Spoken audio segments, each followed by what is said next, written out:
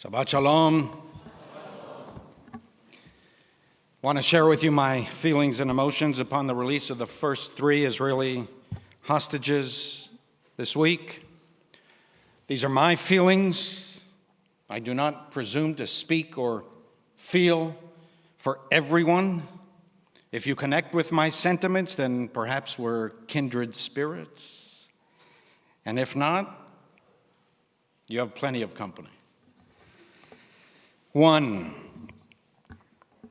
I felt enormous pride. Jews are an amazing people. We are contentious, argumentative, noisy, obstinate, stiff-necked, temperamental, stubborn. We are independent and contrarian to the point of exasperations. Strong emotions constantly churn inside of us, and we wear our passions on our sleeve. We can be prone to deep anxiety, even neurosis, which, given our history, I suppose is understandable, and has in turn produced in us a wicked, cutting sense of humor. We can be exceptionally hard on one another and exceedingly impatient with each other. Let's be honest. We often drive each other crazy. But we're an awesome people. To truly know ourselves, we must recognize not only our flaws, but also our greatness. Israel stopped last Sunday. The entire country sat glued to the television, awaiting with bated breath the first glimpse of the 3 young women freed from hell. The same scenes will be repeated tomorrow, when an additional 4 women are expected to come home. A people that couldn't breathe for 16 months finally exhaled for one brief moment at first sight of the 3 hostages. Everyone considered these 3 young women their own daughters, their own sisters, their own family, their kin. I streamed the wall-to-wall television coverage on Sunday. I did it on 2 Israeli channels, and I divided my screen. When the hostages emerged from the Hamas vehicle, and especially when the IDF announced that they were safely in Israeli hands and would soon cross the border, the entire country broke down in tears. Skeptical broadcasters and tough security analysts, many of whom have seen fierce combat, they wept openly on set. They recited prayers. Secular television anchors recited Shehecheyanu, as if recapturing long-suppressed Jewish piety. This sentiment of mutual responsibility, despite all of our internal disagreements and debates, it's what defines us. We are Beit Yaacov, the house of Jacob, the family of Israel. And if you do not feel this, you have no idea what you're missing. And you will never fully understand what it means to be a Jew. It's comforting to know that you are part of a nation that will never rest, never tire, and pay exorbitant ransom to pluck you out of Hades and redeem you. There's something unbreakable and eternal about us. It's legitimate to debate whether the price for the restoration of the first 33 hostages, some of whom are probably no longer alive, It's legitimate to debate whether it's worth the risk. Many of the prisoners Israel will release in the coming weeks have blood on their hands and will go right back to plotting, killing Jews. Still,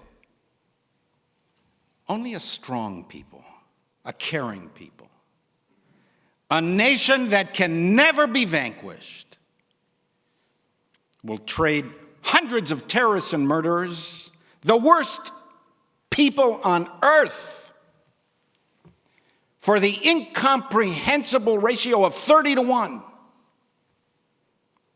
in exchange for the redemption of the men, women, children, grandparents, and babies, some of whom will return in body bags for proper burial, who were stolen from their bedrooms and dragged into the dungeons. To look into the eyes of the three women, to observe their courage and dignity at the moment of their release, surrounded by dozens of masked terrorists and hundreds of seething Gazans chanting, "Kill the Jews," to witness their reunion with their families, to observe this outpouring of love and support and emotion from the entire nation is to understand the strength of the human spirit. They survived hell for almost 500 days. The most iconic symbol of the resilience was that of Emily Damari, seized from her home in Kfar Aza, holding up her bandaged hand upon release, missing 2 fingers that she lost on October 7th. Did you see that? Those of you who haven't seen it, go look her up and look at the pictures. This is the Jews, a people that can never be vanquished.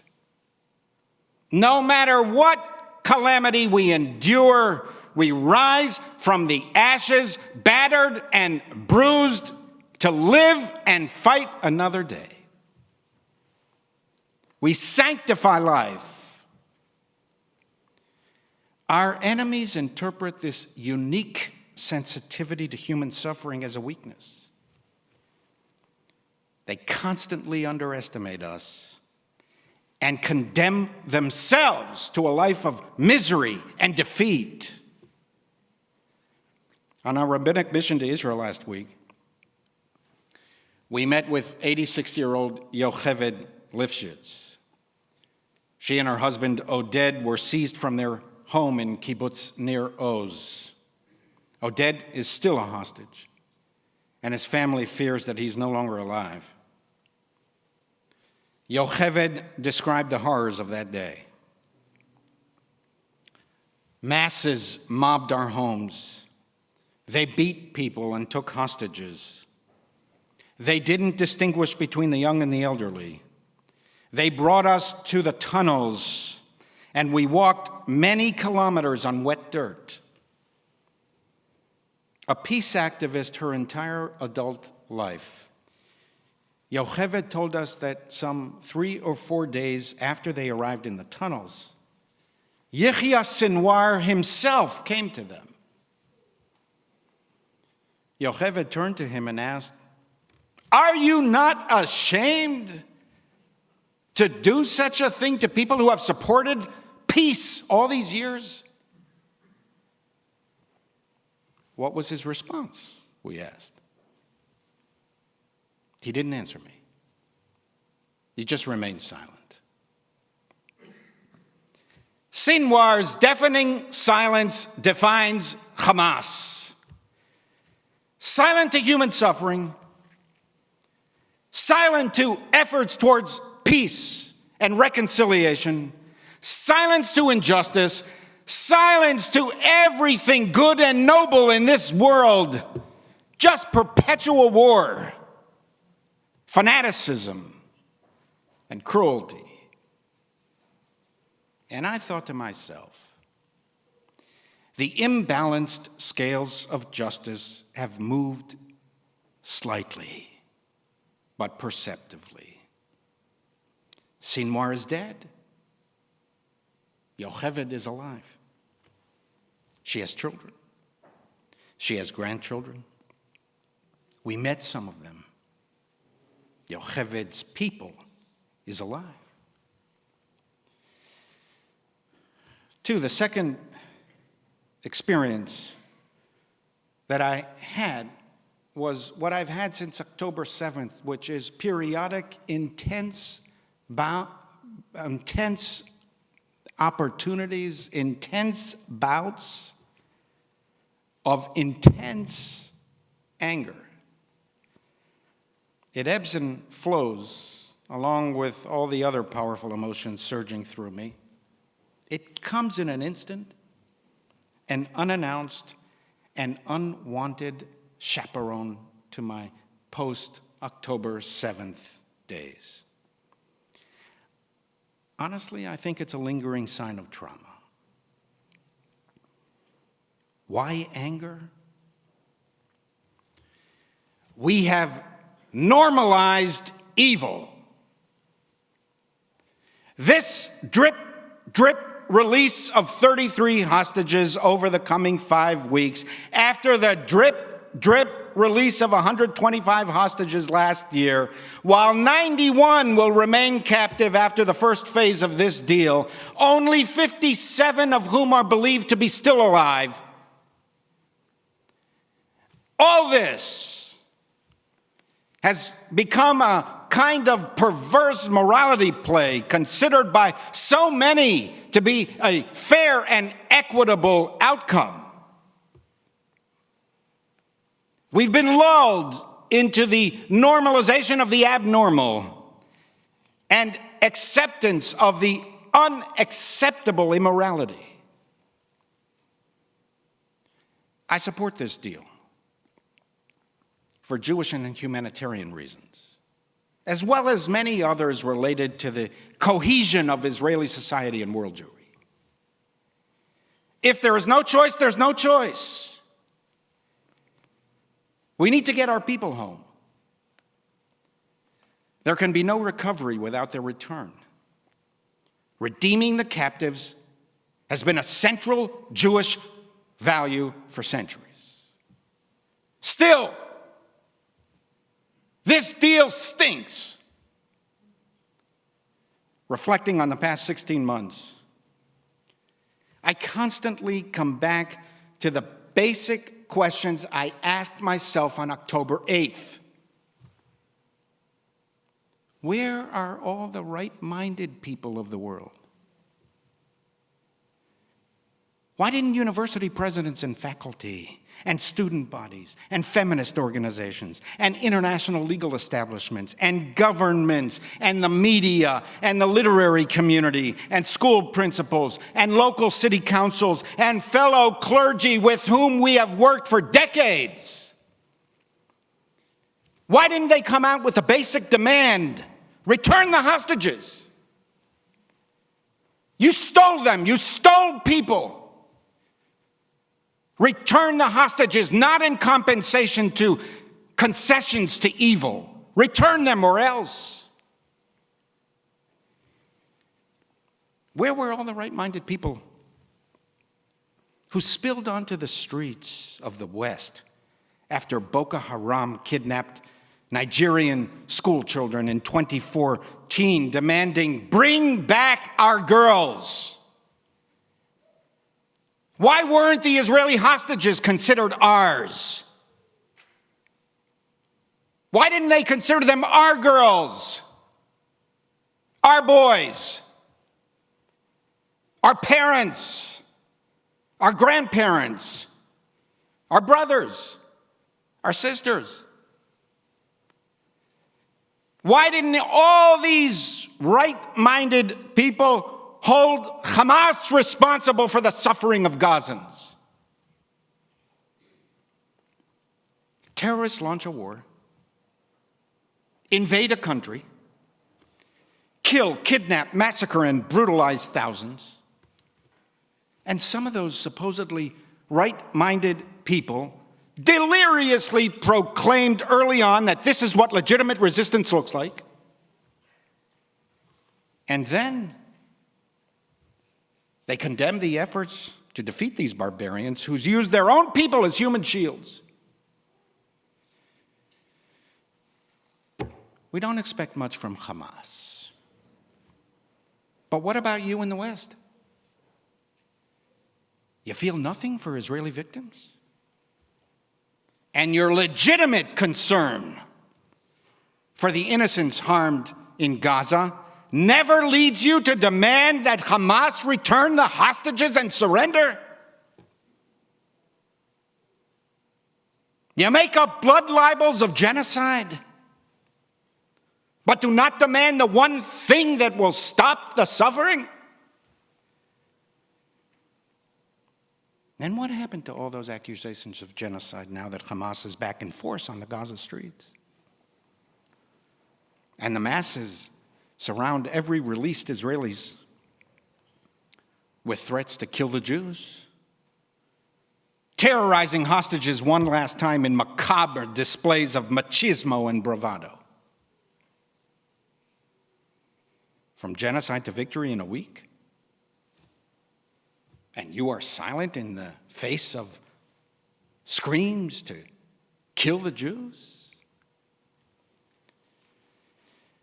Since October 7th, you've been demanding a ceasefire, even before Israel actually responded.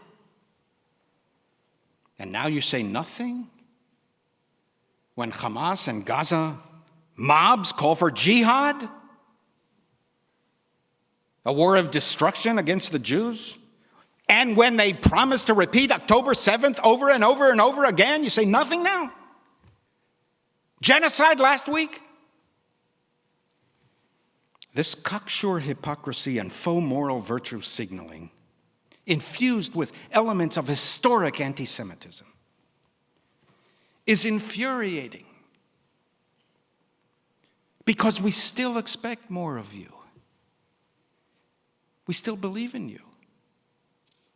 We were taught Western values together in the class. I want to reiterate what I have said dozens of times.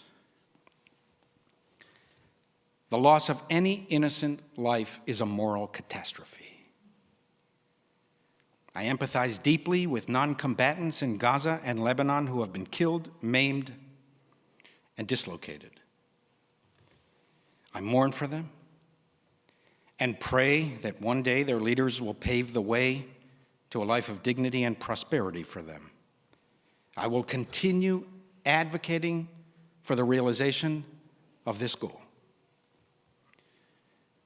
But remember, the sad but incontrovertible truth is that this war is not against Hamas alone. That would be like saying that World War II was a war against the Emperor of Japan. The sad truth is that Hamas does represent Palestinian nationalism. Hamas is broadly popular in both Gaza and the West Bank. And you young people who are here, university students, 20-something, those of you online, the next time you encounter what is described as a pro-Palestinian protest, ask one of the demonstrators whether they believe in coexistence. Do they support the existence of a Jewish state in its ancestral home in any border? And then let me know what you find. It's Palestinian ideology that needs to change. The defeat of Hamas is only the first step. Then comes the much harder task of expunging the hatred of Israel as both German and Japanese nationalism were tamed of their worst impulses after World War II. 3, as I sense and hope that this war is finally coming to an end in the coming weeks, I feel renewed determination to get right what we got wrong before October 7th. We failed to communicate adequately to younger Jews that Zionism, the millennial yearnings of the Jews to restore sovereignty, dignity, and self-determination to our people in the land of Israel, Zionism is integral to Judaism. It's been our central aspiration for 2 millennia and implicit in every biblical verse, every prayer, and every Jewish text. And therefore, the war against Israel is also a war on the Jews of the West. I am determined to make a difference post-October 7th. That's why we were in Israel last week, investing in the next generation of Jewish leaders.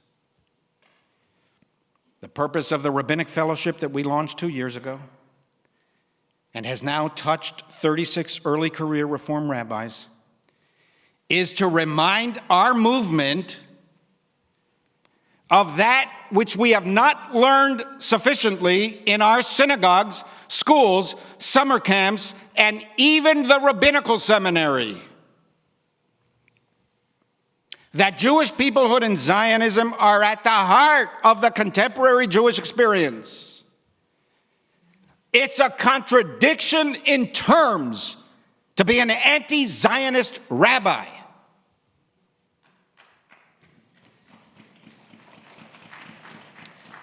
We were the first group to travel to the north of Israel in the past 16 months.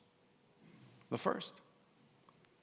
And we were granted special permission to enter Kibbutz Manara on the Lebanese border. Anybody happen to have been there once? The distance between the destroyed house that we stood in and Hezbollah terrorists who patrolled the other side of the fence until last fall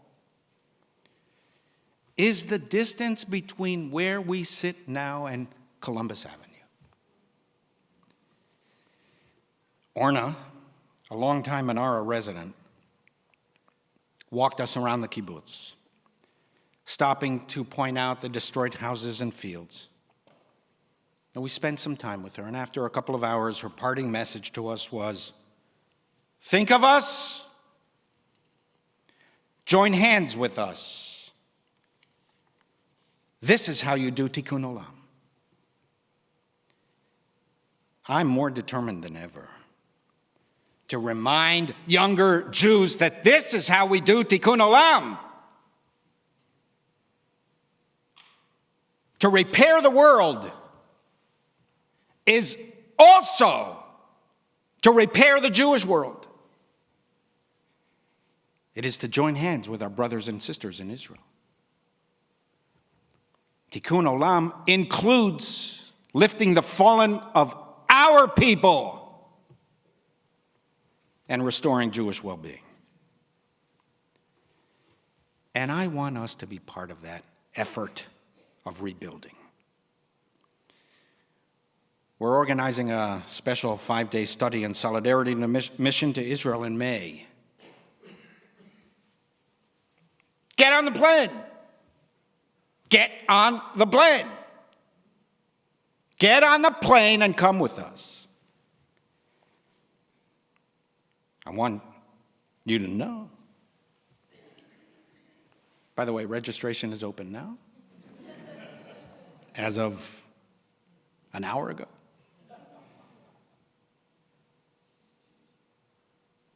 Get on the plane.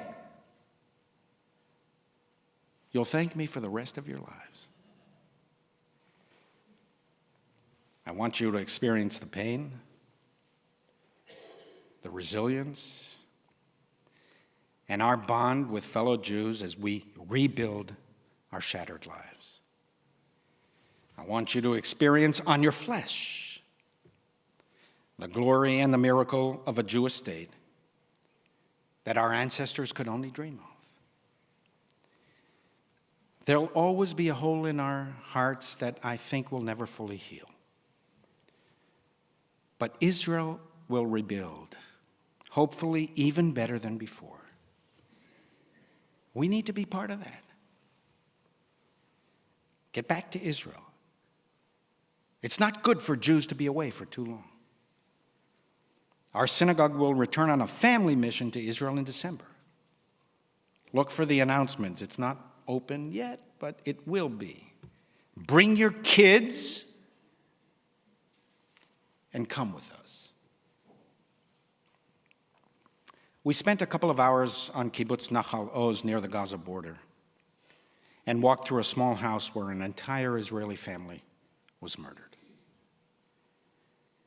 As I was walking through the destroyed house, I kept on imagining what that last moment of terror, being attacked by masked murderers, must have felt like as they stormed the peaceful and tranquil home.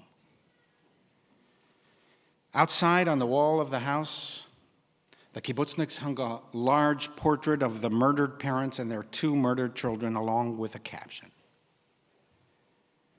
Lo nishkach velo nislach. We will not forget, and we will not forgive. The pain, the sorrow, the grief was palpable. The kibbutz, previously humming with life, joy, and the laughter of children, was eerily silent. There were few people, hardly any noise, mostly the sounds of drones buzzing above our heads and the periodic rumble of artillery. But a little distant onwards from the hushed house of horror, perhaps 100 yards further on, amidst the destruction and rubble, a man was digging the foundations of his new family home to replace the one burned to the ground. It symbolized for me days to come. In the words of the prophet Isaiah, Uvanu vatim v'yashvu, and they shall rebuild ruined houses, and they shall dwell in them. They shall plant vineyards and eat their fruit. The voice of weeping shall no longer be heard. No more shall infants live out their years, not live out their years until the end of their lifetime. The wolf and the lamb shall graze together. There shall no longer be destruction in the land. Nothing evil shall be done.